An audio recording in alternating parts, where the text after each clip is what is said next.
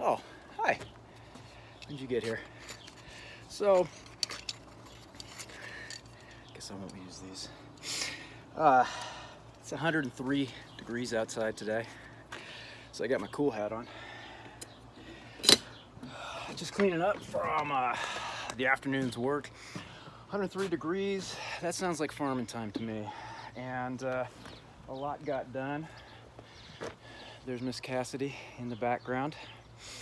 The afternoon started with me getting a bunch of this in the ox cart, wheeling it over here and realizing that, well, we had a lot of weeds in the beds.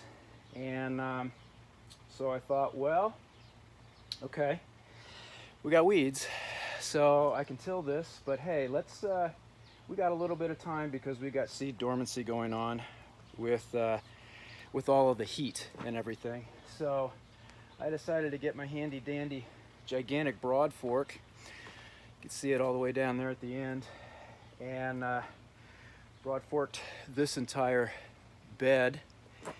Ran into some old,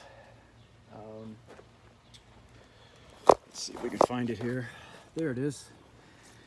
Some old weed cloth. So as you can tell, it does real good work with all the weeds we get in here. And I got to the back. Oh, wait, no, I realized that I wanted to make a straight line, so I decided to go to the milk barn and pick up the measuring bag and do this somewhat sort of right. And when I say somewhat sort of right, I went and got that, and I just kind of basically eyeballed that out for the path next to the arugula.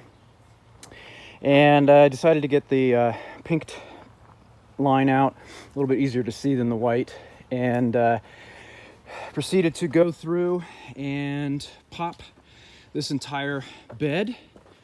And I thought that I would end somewhere around in here, but that was not going to happen because things just kept getting nastier and nastier. This is what we've been trying to grow in the past couple years, and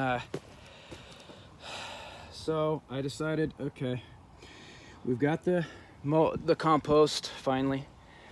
$1,000 later, it's a lot. Let's maybe do some of this stuff right. So I came in here with the broad fork. Sorry if I just made you guys throw up. With the broad fork, and just did the whole 75 feet worth. And when I got to the back, it was hot as a dickens in here, and wasn't feeling so great. But I didn't give up. What I realized was that Joanna from Johnny's Seeds told me to get both ends open. So yesterday, I got the front end open over here. This way? That way. And I realized that there was a nice breeze. Let's see, let's go back this way. There was a nice breeze coming in when I was right in here in this part. But it got worse and worse and more stagnant as I started coming out this way until I got back here, and it was really bad. So I looked up and I thought, well, wait a second, why can't I do the exact same thing that I did? I'll figure this out one day. I did over here. Why not do that over here? So that's what I did. And I ended up going wider than I had originally thought I would. It gets kind of confusing, and I'll show you why in just a second here. So I started getting that pulled out.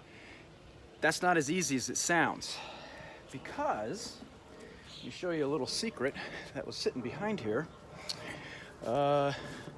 This log, those two that are over there, we're all holding down all of this stuff right here. All of this plastic was back here attached to this. So what we did, this, I think in February-ish. We mounted the back finally after 2 years, but we never cut it off or anything else. It was a bear. And so we have like another 75 to 50 to 75 feet. I can't remember exactly how much is left there of leftover tarp or plastic. And so that had to get moved, but it also had to get cut. And remember this morning when I was like, God, where is all that plastic at? I found it. It was hiding back here on top of the other plastic.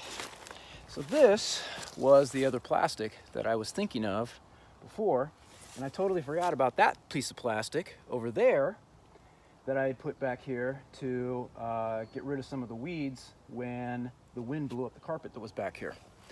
So in this tiny little area, I had gotten it finally cut and I brought it over here. There was a couple of wasp nests I had to deal with over there. Still one keeps coming back to where it used to be.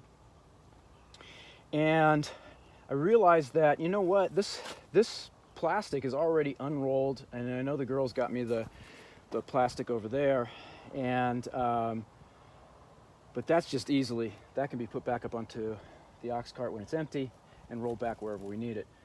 I don't even know if this is going to be big enough for the field 2 area over there.